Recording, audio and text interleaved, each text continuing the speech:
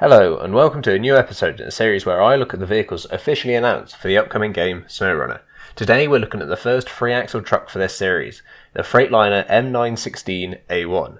This is a classic looking American semi-truck and maybe a staple workhorse in-game. The Freightliner M916A1 was built for use by the American Army and was a success as the M916 built by AM General under contract. Despite how American Army equipment nomenclature normally works, the M916A1 is not just an upgrade to the M916, but it's actually a completely different truck, although it followed the same guidelines and needs. The M916A1 is part of the M915 series, which also includes the M917, M918, M919 and M920. The M916A1 is used primarily for transportation of heavy engineer equipment in all conditions, including off-road. It is almost identical to the M915A2, but with an all-wheel drive configuration and as a result a transfer case built by Oshkosh. Other than this, the engine, gearbox, transmission and suspension are all the same as its rear-wheel drive counterpart. The M915 series had only two engines. The first, fitted into the trucks built by AM General, was a 400 horsepower 14-litre diesel inline-6 built by Cummins, and the second, fitted into the trucks built by Freightliner, was a 400 horsepower 12.7-litre diesel inline-6 built by Detroit Diesel. I'm sure you're probably wondering why they upgraded to another engine that produced the same amount of power, and the answer is because the second engine roved at a lower RPM and therefore produced more torque, which is as advantageous for a prime mover semi-truck such as this.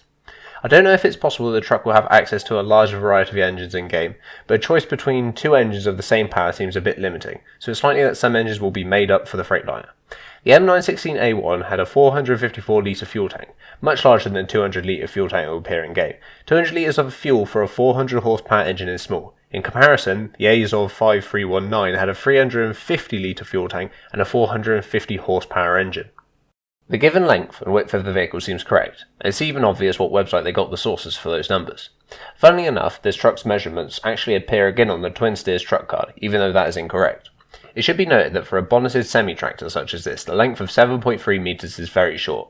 The cab will take up at least half the chassis, and it seems like a winch bed will take up another metre behind that, meaning this truck may be limited to just a fifth wheel attachment point as an add-on.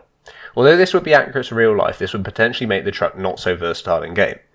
Overall though, its short wheelbase will work in favour for it when pulling a semi-trailer or not in off-road environments. It will make it more manoeuvrable and reduce the chance of wheels lifting off the ground when going over small bumps and hills. The all-wheel drive being switchable makes sense. The truck in real life has a switch in the cabin that leads down to a shuttle valve on the transfer case.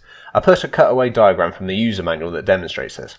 I'm slightly surprised that they didn't make the all-wheel drive upgradable to represent the change from an M915A2 to M916A1, as they have done with other trucks, but I think it's for the best. The differential is correct in being always on, and this will seriously help with the truck's off-roading capability. Overall, I think this will be a competent off-road semi-truck. Those dually rear wheels will give it a good grip, and the all-wheel drive and powerful engine will allow it to power through pretty rough terrain. At the time of making this video, it's impossible to say if that winch area will do anything interesting, but you should at least expect it to be a working winch point, meaning that this truck might be best used for transporting and recovering large vehicles on low-boy trailers. Although if range is an issue, this could scupper the role for the vehicles, as it wouldn't be able to transport the passenger vehicle where you'd want to take it, which would leave it without much purpose, but we'll have to see on that. I was fortunate enough to find a user manual for this truck from the American Army itself, which seriously helped with the writing and researching for this episode, and I'll link it down in the description again for you guys to have a look at. Thank you for watching. If you've enjoyed this video, please think about subscribing and checking out my channel for content similar to this. Thank you, and take it easy.